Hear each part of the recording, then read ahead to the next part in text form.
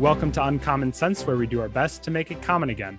I'm your host, Adrian Ahlquist, and today I'm joined by Stuart McCullough, who is the founder of the Catholic G.K. Chesterton Society, and he's also a fundraiser for the Good Counsel Network, which is a Catholic pregnancy center. And he's also featured in My Name is Lazarus. It's been a while since I've talked about this, but My Name is Lazarus is a collection of stories of people whose conversion was influenced by G.K. Chesterton. And so Stuart is part of that bunch, and he has an amazing backstory. How are you, Stuart? Yeah, I'm good. Thanks. Awesome. Before we start, I want to mention again that the registration for our summer conference is open. And actually, we have a promo code for you. You can enter podcast10 when you're registering. There's an option to enter a discount code, podcast10, and you'll get $10 off of your registration. So please do that. But yeah, in the meantime, let's get into it. So your chapter, Stuart, is called, in My Name is Lazarus, is called The Escape from Paganism. And without spoiling too much, because we still want people to read the book and buy it. By the way, you can go to chesterton.org/shop and search for the book. Without spoiling too much, can you summarize what your backstory was and how you came to the Catholic Church? Okay, in short, I was born in Wales. My mother was agnostic. My father was Church of Ireland. He came from Belfast. They divorced when I was quite young. Got involved in football hooliganism, sort of violence at the what Americans would call soccer, and got involved in right-wing politics, sort of racial politics, anti-Semitism, things like that. Strangely enough, an extreme right-wing magazine was reading one day, and there was a review of the Napoleon of Notting Hill, and the man, it was Thursday. So I bought them both. I enjoyed both of them, so started looking for other Chesterton books. Kept reading Chesterton. He introduced me to Hilaire Belloc. At that point, I would have described myself as believing, I suppose, agnostic. There was some sort of God.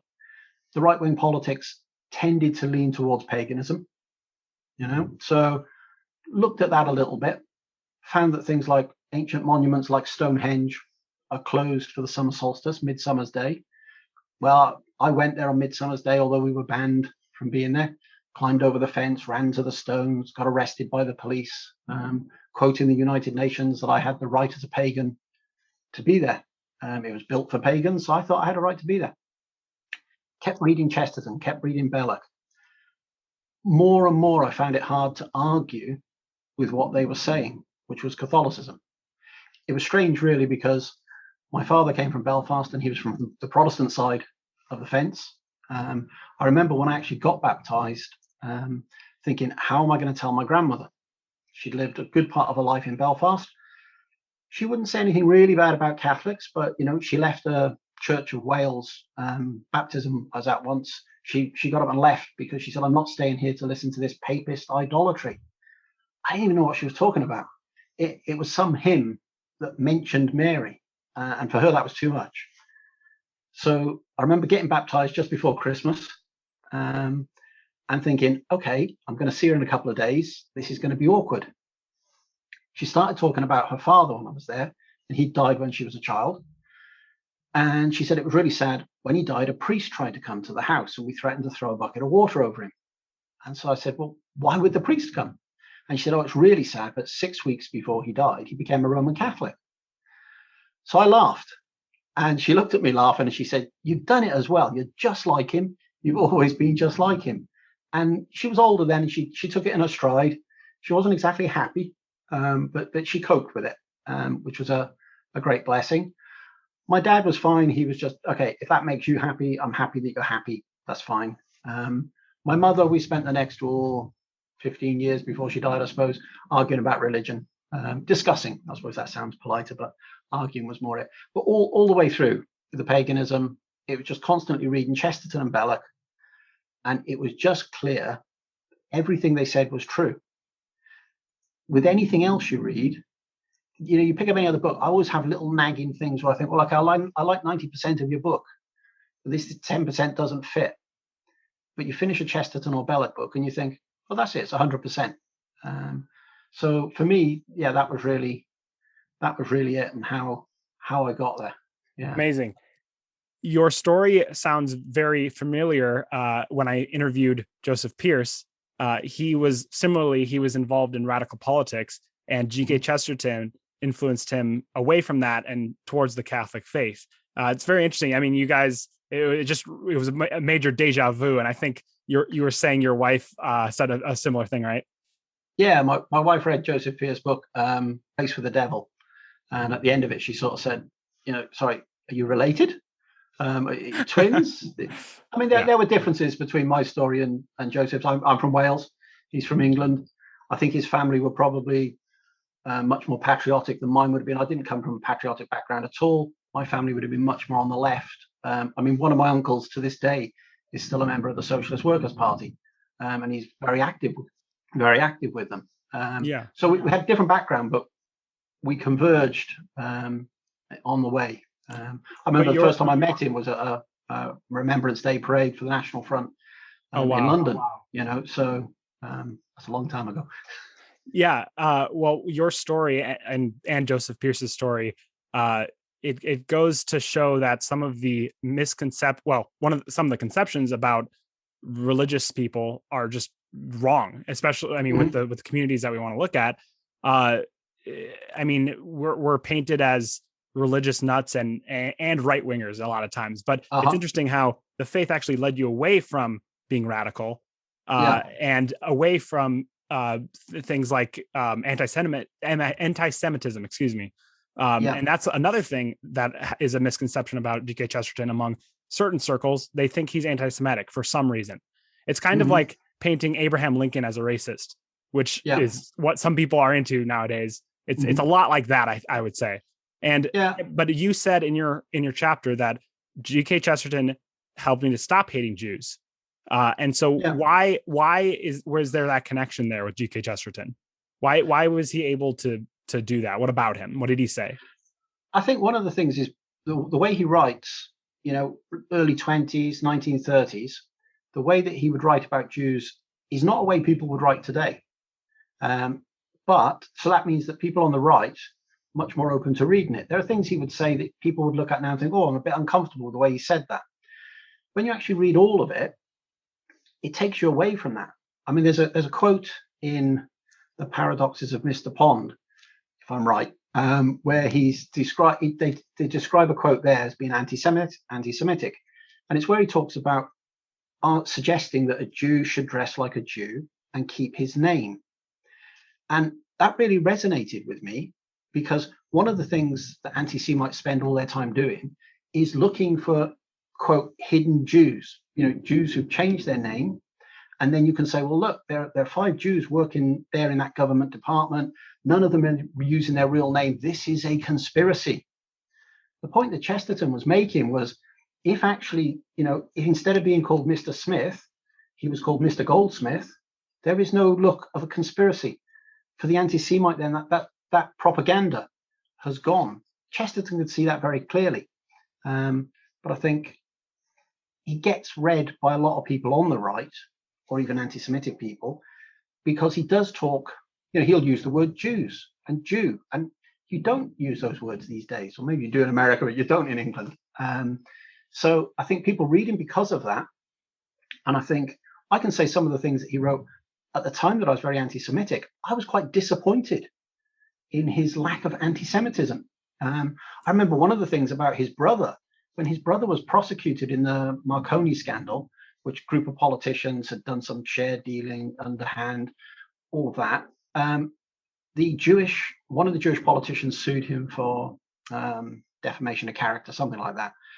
In the court case, the Jewish chap swore on oath that he was telling the truth.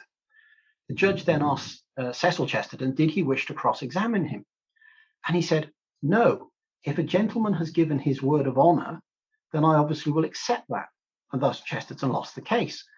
And I sat there as an anti-Semite at the time thinking, you got to be joking. The guy's Jewish. You can't be taking his word. Because that would have been where I'd have been at. I think Joseph Pierce would have been in a similar place. So to look at them from that point of view, if you look at extreme anti-Semitism, and then you look at Cecil Chesterton, Belloc, and more so G.K. Chesterton, it's not there. I mean, the Marconi scandal, Chesterton describes it, G.K. Chesterton describes it as a scandal of some billionaires and millionaires. And the people involved in it weren't all Jewish. So it wasn't a little Jewish conspiracy. It was multi-millionaire conspiracy to enrich themselves illegally and whatever. It's nice that it's come out actually that the Chestertons were correct. Yeah. Well, thank you. Right. Yeah. Thank you for sharing that story and sharing it. And my name is Lazarus, because what an amazing story. What an exciting story. Also, I remember reading about how you were called to the police station. Do you remember that story? Yeah. You want to tell it? Yeah. I got him. As I say, my grandmother come from Belfast, so I visited Belfast. I was an adult by then involved in right-wing politics, and I went to Belfast, and I felt like home. In Wales, there are no McCulloughs. There was our family. We were it. Went to Belfast, and every second person I met was called McCullough, and they weren't related to me. It was really strange. So I got involved in politics in Northern Ireland. I was on the Protestant side of the fence. I was campaigning for an independent Ulster, just the little 6 counties off on their own. Forget Britain, forget the Republic.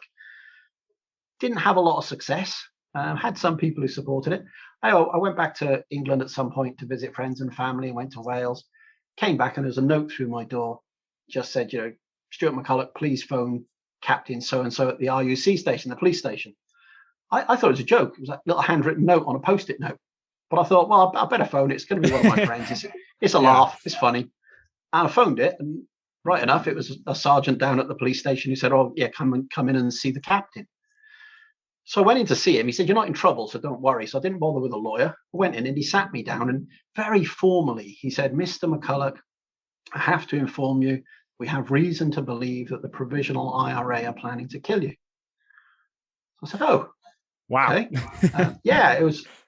It's a strange thing, because in politics in Northern Ireland, you think, okay, this can happen at some point. You might not have any warning. You just get shot in the back of the head, you're dead, and that's it. But when someone from the security forces tells you quite calmly on a nice sunny day, sitting in their office, that someone is planning to do that, you think, oh. I thought it was fine. I decided I'd still stay. I lived in a Protestant enclave. I didn't feel that much under threat. And then somebody told me some loyalist paramilitary wanted to speak to me as well. And I thought, okay, it's time to go. So at that point, I left. I just thought, yeah, there are only 2 communities. If you can't live in one of them, then it's time to pack your bag and go. Right. So I left at that point. Yeah, I don't blame you. That's intense. It was. Yeah. And then I remember shortly after, that's when you had a run-in at a mass, right? Or you attended a mass, right? Is that what happened? Yeah, a friend of mine, extreme right-wing politician, invited. I was going through London. I had to see him. He said, "Look, I can't see you. The only slot I can see, I could meet you on Sunday. I could meet you just after mass. Just come to the tea room. I'll see you there." He knows what I'm like. I used to be I was a ridiculously punctual person. He knew I'd show up an hour early. So I arrived an hour early. It was chucking down rain. I thought, I'm not going in the tea room for the people who were there before from the previous mass, because they might speak to me, and I'm totally out of my depth here. No, I don't. They'll be religious. I don't need to speak to them. No. So I went into the back of the church. The porch was the size of a cupboard, and there was the door to the bathroom, people going in and out. So I just thought, there's a seat there in the back. I'll just hide there. So I sat in the back seat, and when people were kneeling, I just moved forward a bit. So I sort of looked like, I'm doing something. I did stand up when they stood up, because I thought, okay, it's weird now. They passed the collection around. I just handed it to the next person, didn't give them any money. And it was a traditional old rite Latin mass. I understood absolutely nothing of it. The only thing that was clear to me was when it got to the consecration, which I didn't know what it was, you could have heard a pin drop, and everybody's head was down, and I had my head moved down a little bit, because, hey, it's time to put your head down. And I thought no more of it. And then at the end of mass, I didn't even know when the end was, but I realized afterwards it was. Server came out carrying a monstrance, but he put his hand inside his cotter, the white top thing. I didn't even know what it was, but I thought, why is he not just carrying it normally? Who puts their hand inside their jacket sort of thing to carry something? So after mass, I foolishly said to my friend, sorry, the guy who came out at the end, why wasn't he just carrying the gold thing? And so anyway, no, this is held. The Blessed Sacrament is put in the monstrance later. It's a sacred vessel, transubstantiate. 20 minutes, half an hour. of this thinking, I just shouldn't have asked. Yeah. You didn't want to talk to anyone, remember? No. But I went away. It made me think. 200 people, packed church.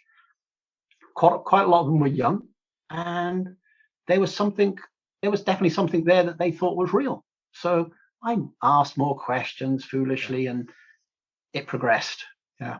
There are certain things that are conversation stoppers, but transubstantiation is kind of the opposite. It's this conversation opener. Yeah. If I'd have talked to them about football, it would have been dead in the water. But no. Yeah. Well, that's great. So a combination of your experience at Mass and the words of G.K. Chesterton led you to the Catholic Church. And it sounds like you've been doing great things. Like you've opened up the Catholic G.K. Chesterton Society. Can you tell me about that? Yeah, I mean, I didn't actually think of Chesterton as a saint. And then Dr. Oddie, or the Chesterton Society in England, organized a conference, The Holiness of G.K. Chesterton. Later, it was published as a book. I went to the conference, and I just went because it was a conference about Chesterton in England, and nothing much happens here. By the end of the conference, I thought, wow, G.K. Chesterton's a saint. Somebody needs to do something. And one of the last things that Dr. Oddie said was, we are a secular literary organization, so we can't do anything to promote the cause. So I thought, now someone has to do something. So I went home, purchased a little website, really do it yourself, nothing professional about it. It's just really tap. It's great. Put the prayer up there in Italian, Spanish, and English at the time, and just said, look, we don't exist as a society, but just promote the prayer, thanks. Print them off yourself. Decided then on Chesterton's birthday, 14th of June, no, death date. Death day, yeah. That's my dad, Dale Alquist's birthday is the same day as Chesterton's. Very appropriate. Yeah. So we decided about 10 years ago on that day, we'd just go to Chesterton's grave for a pilgrimage. So 4 of us went, myself, my wife, my son, and my mother-in-law. And I wrote a silly, jokey blog after it saying, it was brilliant. And next year we'll all go and maybe we'll walk, and made it all much more dramatic than it was, just sheer humor. Mm-hmm. And then somebody said, okay, I'll come with you. So my wife said, well, look, you've said it now, so off you go and do it. So we started advertising the annual G.K. Chesterton pilgrimage.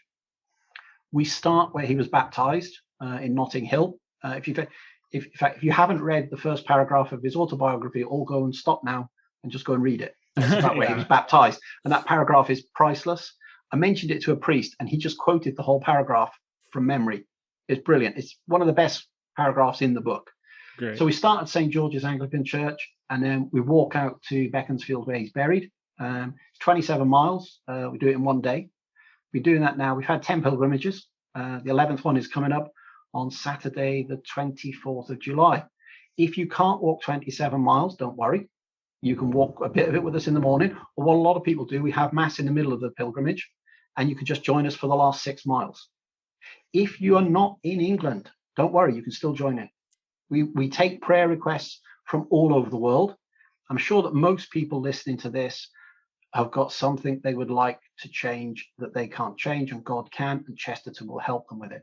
Sadly, the thing that he's really big on is conversions. I say sadly because conversions are brilliant, but it does nothing to help him become a saint canonized by the church. It has to be a proper miracle, physical healing. So we'll take some of those as well. But if you've got people who are not Catholic today, you want them to be Catholic, just email us their name. We don't publish it anywhere, and we just take it on a piece of paper with us on the day of the pilgrimage, and we pray for them all the way. And in the afternoon, it's just a 6-mile walk after Mass, so you can just come for that. The other thing is say the prayer on the day. That's wonderful to hear. That's wonderful to hear what you've done to make the cause, to recognize that G.K. Chesterton should be open for sainthood. I mean, that's what we're pushing at the Society of G.K. Chesterton as well. Thank you. You can also go to chesterton.org/cause, I believe. You can also go to chesterton.org/candles to light a candle on our digital map to say that, hey, I think he should become a saint too. And that's how saints are made. Some people don't know this, but in order for cause to be opened, there needs to be a following. And we definitely have the following. We just need to make it recognized, right?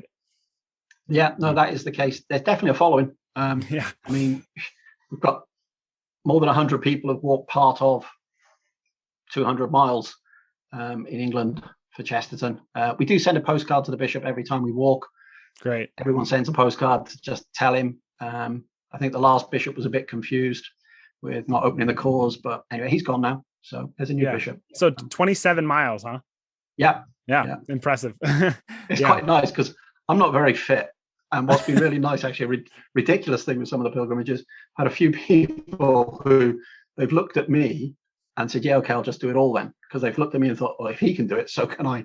And at the end of 27 miles, they've regretted the rash judgment. I wouldn't think that I would be able to do it because I just have the worst stamina, even for walking. But I think it's a worthy cause, huh? It's good. It's good fun. It's good fun. That's great. Well, I had another question. You said that I mean, again, the title is Escape from Paganism, and you said, towards the right, as you get farther to the right, it seems to become more pagan. It leads you down a road of paganism, which is interesting. I don't think that's a common belief. Can you expound on that and why that is? Yeah, I think on the right, certainly in Europe and in England and in Wales, you get a sense of, as you become more anti-Jewish and you get more into the race politics, you start to look at, well, where did Christianity come from? And the first Christians were Jews. So is this just part of the Jewish conspiracy? Okay, it's not European, and we're fighting for Europe. So then you go off, not the Marvel Comics type of Thor and Odin, but you go off looking for that sort of thing. So you get very much into the race thing is connected with they are the old European gods, therefore we will follow them, not some Middle Eastern, non-European, and worse than that, Jewish sort of religion. So I think that's what you see happening there. If you look at the sort of National Socialism in Germany, there's runes all over the place, going back to German folklore with the religion and all that sort of thing. So all of that gets thrown in. You might not go as far as being a Nazi, but you're flirting around the edges of that. And so that's where it sort of goes. Yeah. That is very interesting. That I guess I see that logic. I mean, it's ultimately unreasonable, but I see that path. And I remember talking to Joseph Pierce about this and how the Christianity is one of the only reasons why we don't have widespread racism, because the whole idea of the faith, one of the pillars is loving your neighbor as yourself. That's God's second commandment is loving your neighbor as yourself. And that is not an intuitive thing. A lot of seculars today think it's intuitive. That's just because of 2,000 years of Christian dogma. And it's exactly the opposite, that religion is antithetical to racism. Would you agree? Yeah, no, absolutely. The thing about as well, our society forgets so much of what we have and its Christian roots. I mean, when Pope Benedict XVI came to visit England and Scotland, he got good coverage on the mainstream media, but they were interviewing a woman in Scotland, and it really, I mean, they interviewed loads of people, but she really stuck in my head. She was from the Red Cross. Red Cross. Obviously, it has Christian roots. And he was talking about Christian charity and how all charity stems from Christianity. And she was standing there talking to the man from the state-run television, both of them quite happily laughing about how ridiculous he was and where did he get this stupid idea from. And I thought, you're actually from an organization named after the cross, and you can't see what your roots are. But we live in a society now where that is blinded. I remember discussing with my mother, because my mother was a good person. She didn't drink, she didn't smoke. She was almost religious without believing in God, very helpful to her neighbors, all those things. But I remember saying to her, but why should I be nice to somebody? She said, well, it's the thing to do. And I said, yeah, but why? Yeah, what if you don't want to? Yeah, what if I just want to steal your TV? And she said, oh, no, that's against the law. I said, yeah, but okay, slavery wasn't against the law. So there was a time in this country where you'd say that the morality was slavery was okay. She said, no, slavery was never okay. I said, but it was legal. She said, no, well, it's not about legal, it's about morality. I said, where'd you get your morality from? Anyway, I've had this exact conversation with some people. I remember in college, and it broke their brain. They couldn't wrap their head around that. My mother changed the subject. Yeah. She talked about something else. She didn't want to fall out with me. So that's why we call this podcast Uncommon Sense, because really we're talking about Yeah. common sense here, Yes, but it's become but it's- uncommon. And that's Exactly. the problem, is we're trying to make common sense or uncommon sense common again, right? Yeah. Yeah. Yeah. No, absolutely. Yeah. Well, thank you for helping us do that. If That's there's lovely. anything else you'd like to say, I think that, yeah, the last thing I think I would say, G.K. Chesterton, and I'll quote him badly because I never remember anything, same. famously said something about, you say grace before meals. I say grace before I lift up the pen. I say grace before I go to the theatre, etc., etc. He listed a whole load of things. One of the things we try and advise people to do, or suggest that people do, I read books. I hope everybody who's listening to this reads books. Get yourself a G.K. Chesterton prayer card. You can get them from the American Chesterton Society. You can get them from our website in over 20 languages. Just get one. Whatever book you're reading, put it in there. And every time you pick up the book, don't say grace, just say the Chesterton prayer. Yes. Think of the person you wanted to say for a book. And while you read that book, each time you open it, say it for that person. Next book, next person. Move on. Chesterton will bring them to the faith. Yes. Thank you. Thank you for that. And yes, you can contact us for the prayer card. You can go to chesterton.org/prayer. I'll put the link in the description on YouTube. Thank you for noting that, because that's very important. We need to actually pray to Saint I said Saint Chesterton, but jumping the gun here. Pray to Chesterton, ask him. That's what prayer means. You have to ask him for something. And that's when the miracles start happening. Yeah. Thank you. Thank you so much for being here with us, Stuart. Thank you for your wisdom. And thank you all for listening. Until next time, help us to make uncommon sense more common.